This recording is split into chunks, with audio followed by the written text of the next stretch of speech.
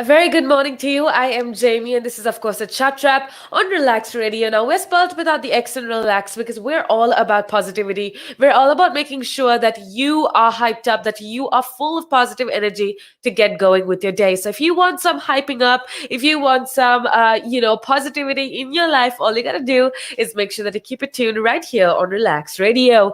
Now, with that being said, I'll be here with you for quite some time talking about every single thing that you need to know with regards to the entertainment industry. But that's not all, okay? Because the shows that are coming up, they are going to be keeping you informed about politics, about current affairs, and just generally everything that you need to know and everything that's going on in the UK and around the world. So if you want to keep yourself updated and you want to keep yourself inspired, all you gotta do is make sure that you keep it tuned right here on Relax Radio. Now, today, what everybody is talking about is, of course, the Brit Awards that's supposed to be happening in the evening today.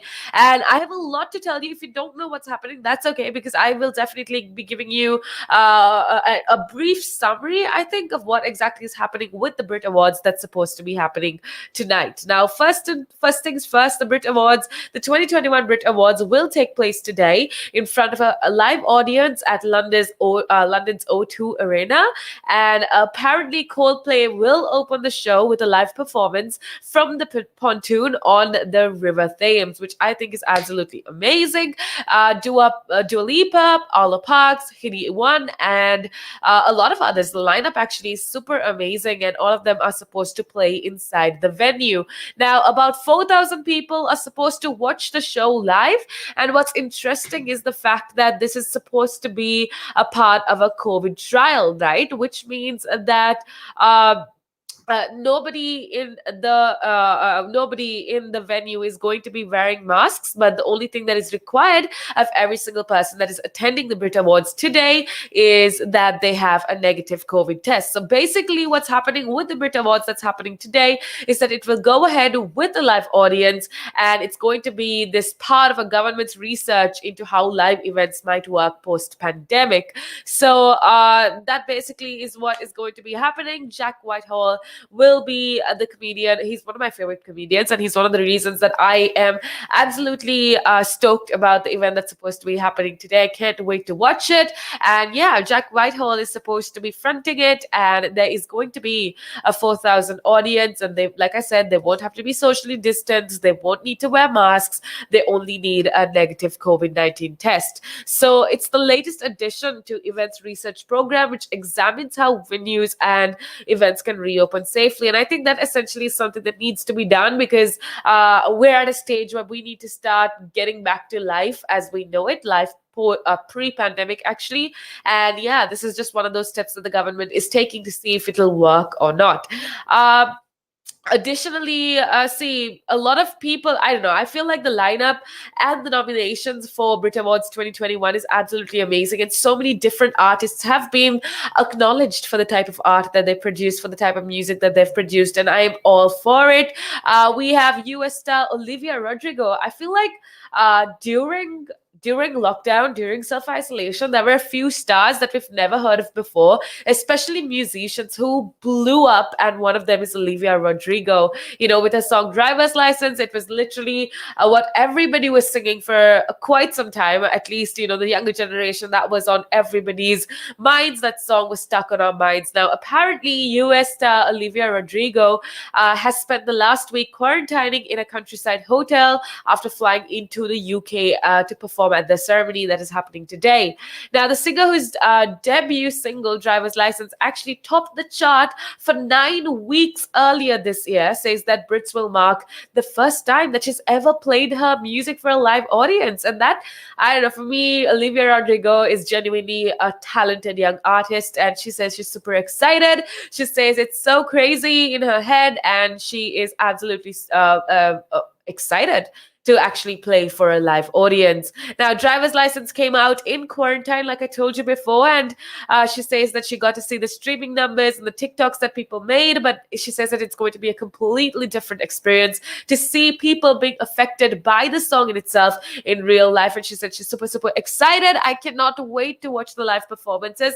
I feel like it's been such a long time since we've experienced that live singing from artists like Olivia Rodrigo, like Dua Lipa, and so on and so forth. So I'm super excited to see what tonight holds.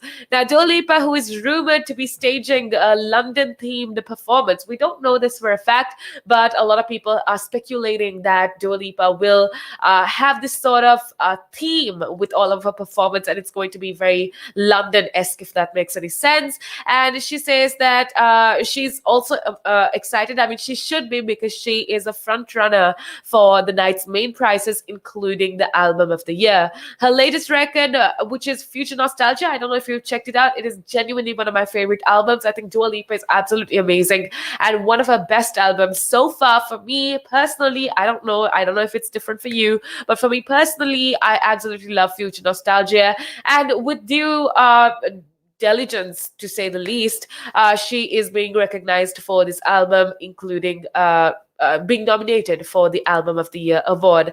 Now, she says she arrived at the start of the first lockdown in 2020 and spent 4 weeks at number one, the Future Nostalgia, and it went on to become the biggest selling album released in the UK last year. And it sold, Future Nostalgia actually sold more than 265,000 copies, which means that Future Nostalgia was actually pretty famous amongst all of us, amongst the UK audience, and that absolutely is amazing.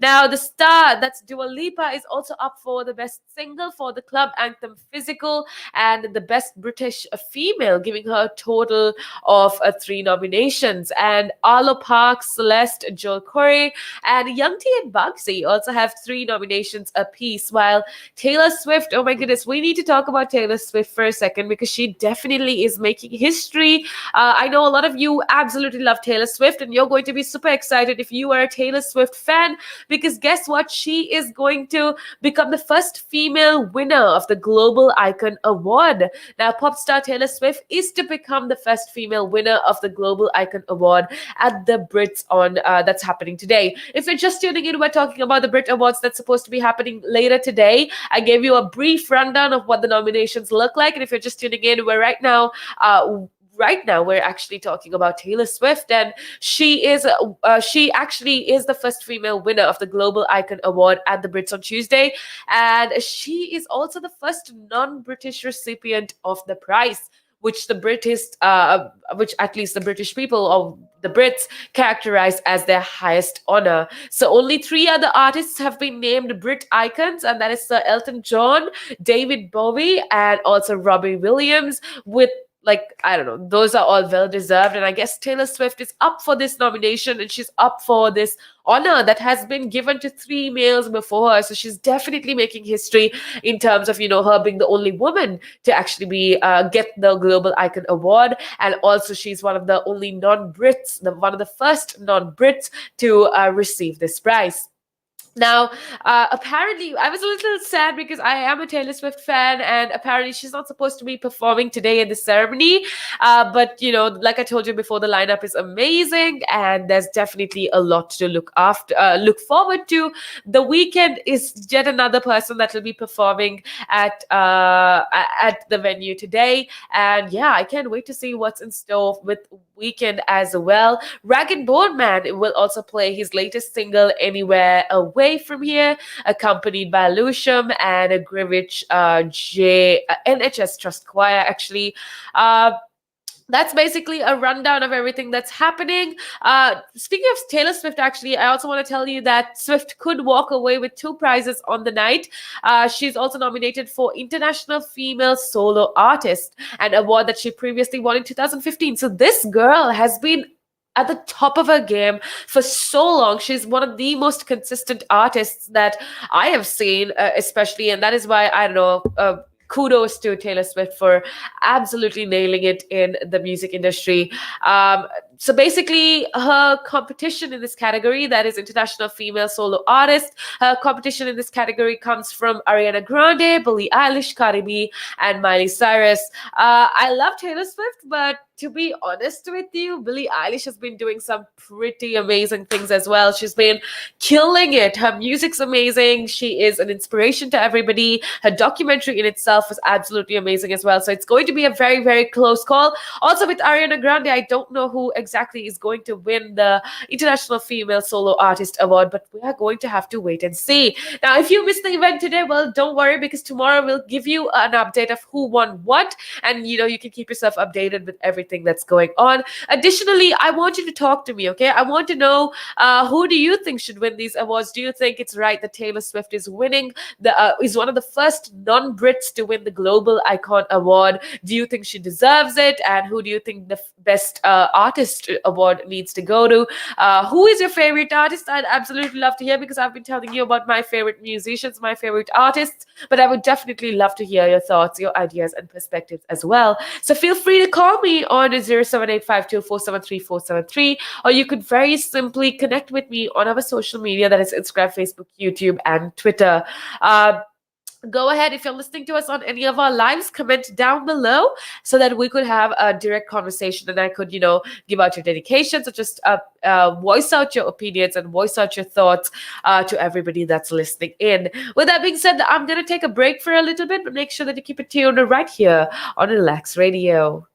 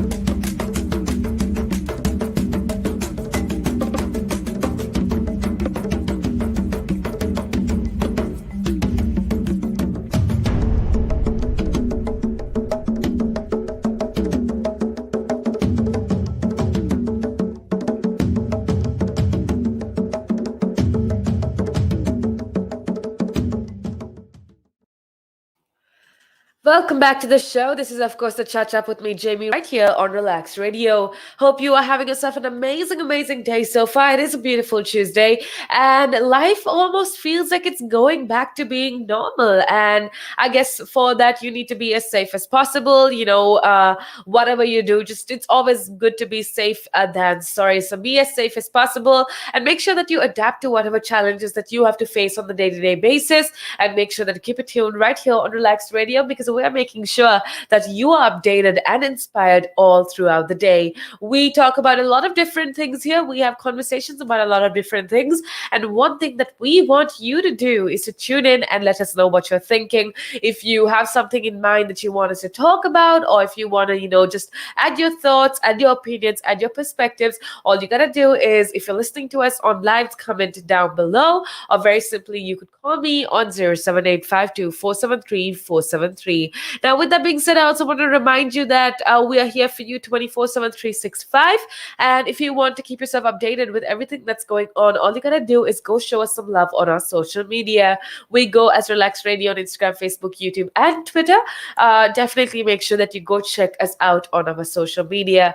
With that being said, right now, past couple minutes, we've been talking about a lot of different things, a lot of very interesting current things, right? But now I want to, grab your attention to something very specific, and that is with regards to Black working class period drama. Now, okay, the reason I wanted to bring this up was mainly because of Bridgerton. Okay, one thing that the UK loves is its costume dramas, because guess what? The Bridgerton, if you haven't watched it, it's one of my favorite, and it's a lot of people's favorite TV show on Netflix. And apparently, Bridgerton was Netflix's biggest series ever, and 73 million households have watched The Crown since it began. And Downton Abbey is rather getting its second film spin-off this Christmas.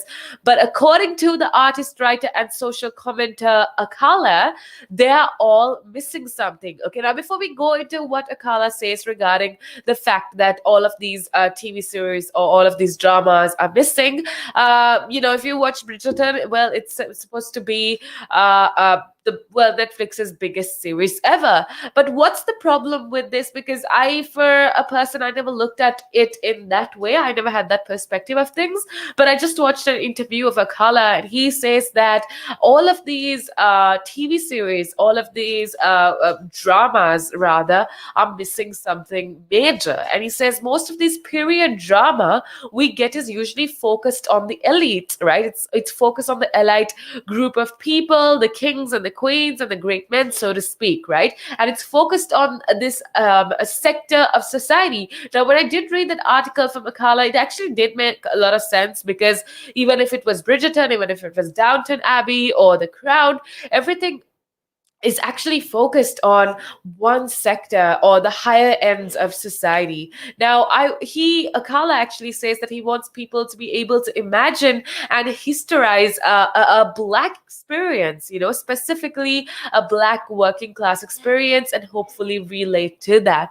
Now, although Bridgerton was mostly praised for its racially diverse cast, because if you have watched Bridgerton, you would have noticed that the Queen actually is a person of African descent and of Black descent, and that is amazing. And that is why Bridgerton actually got a lot of acclamation or acknowledgement for having such a diverse cast. Now, despite that, it still focuses only on the lives of the elites, right? It only focuses on the lives of the higher end of a society. Now, Akala's first novel is called The Dark Lady, and it's aimed at the teenagers and the young adults, and it follows this story. I actually didn't get to read it as of yet, but I did read a review, and basically I'm not going to give you any spoilers, but this novel, which has got so famous as of late, especially among the Brits, especially among the teens and the young adults. Basically, what happens is it follows the story of Henry, who is a 15-year-old pickpocket living in a like living in this slum area, I think, in Elizabethan England around the time of Shakespeare. Now, for me, some of the books that I absolutely love to read are things like Oliver Twist, or everything of that sort. Actually, gives you a more real image of England back then, or of the UK back then, and it just helps you piece together history, to say the least. But like what Akala is saying, is a lot of these TV series, just because a lot of the kids nowadays, or a lot of the Gen Zs, focus more on Netflix series as opposed to novels and books and literary pieces. He says that it's absolutely essential that these TV series portray different types of communities that existed back then as well, which I think is absolutely true, and I agree with 100%. Now, okay, let's talk about the different types of communities that lived back then. Because if you did watch Bridgerton, or if you did watch Downtown Abbey, or if you did watch The Crown, you'd notice that there is, like I told you before, there is a very little insight as to how people of lower incomes, or people that weren't belonging to royalty, how they basically lived their life.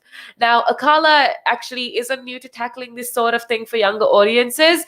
And in 2009, he co founded the Hip Hop Shakespeare Company, which basically translates the writer's famous plays into modern rap. Now, again, that is something that got really famous on social media, and you've probably heard of it.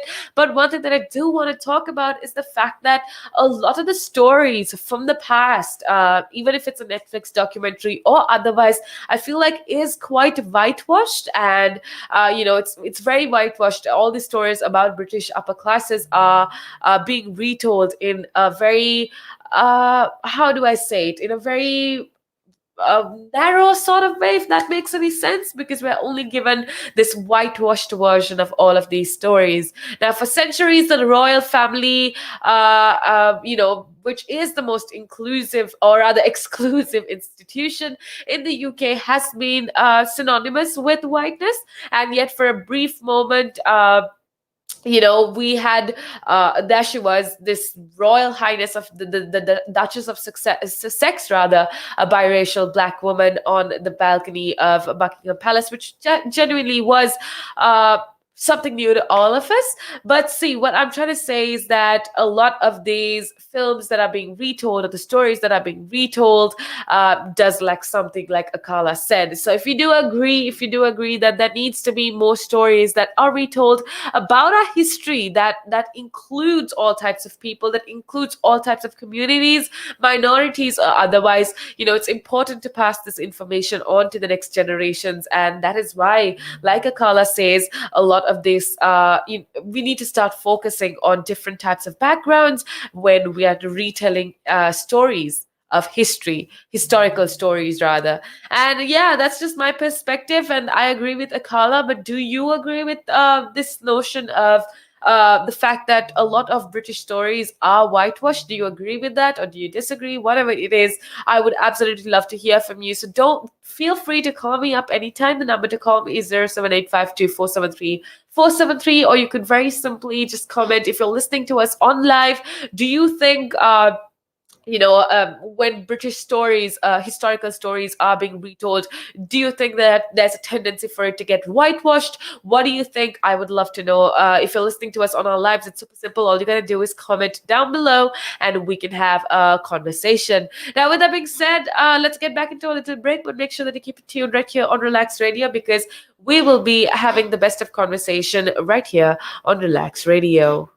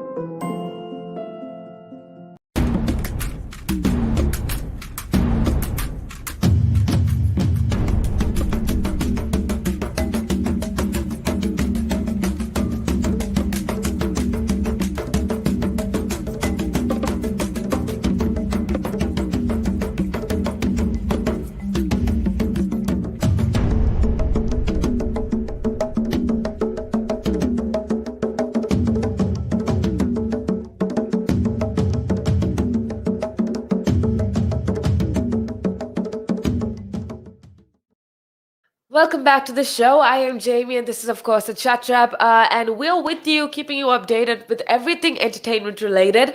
But that's not all. We have shows that are coming up that will keep you updated with what's happening in the business world, what's happening with current affairs, politics, whatever it is.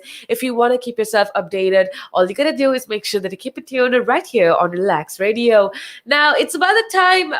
It's coming towards the end of our show. But before I go, I want to answer this question that has been on my mind for quite some time, actually. And I feel like, today we've been talking about TV series, we've been talking about movies, so on and so forth.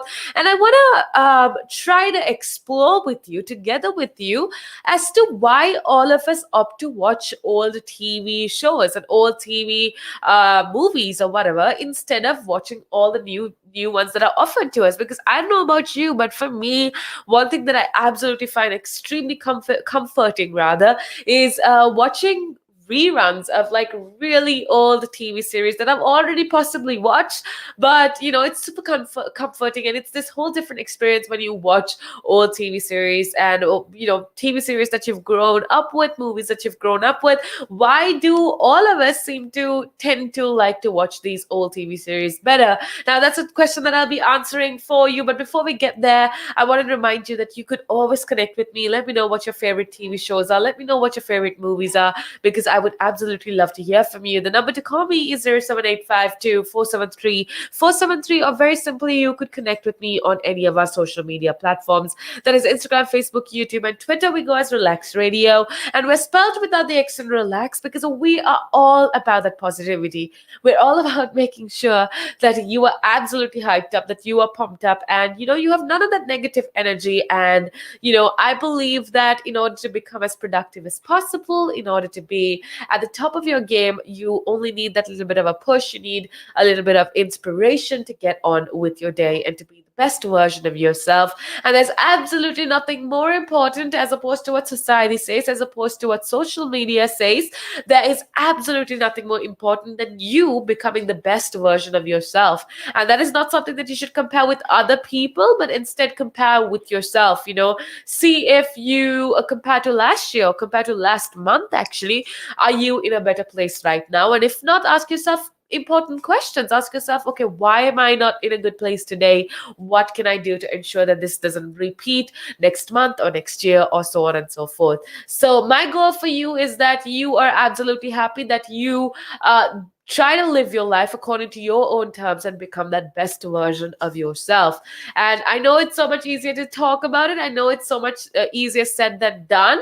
But I just want to remind you, give you a little gentle reminder that at the end of the day, that first step is all that matters. It's the hardest, but it's all that matters. So if you fail today to accomplish your dreams, accomplish your goals, forget it. Okay, make sure that you remember that there's always tomorrow, that there's always another day for you to try it out, and all that matters is you trying. So as long as you put that effort, that sense of satisfaction that you get is incomparable. Like, I cannot even tell you that kind of sense of relief or sense of satisfaction that you get when you do something for yourself and you do something in accordance with your dreams, your passion, or so on and so forth. So I don't think success at the end of the day is the goal. I mean, yeah, it's amazing to be successful, but enjoying that path to success, enjoying that journey, essentially, is what's absolutely important.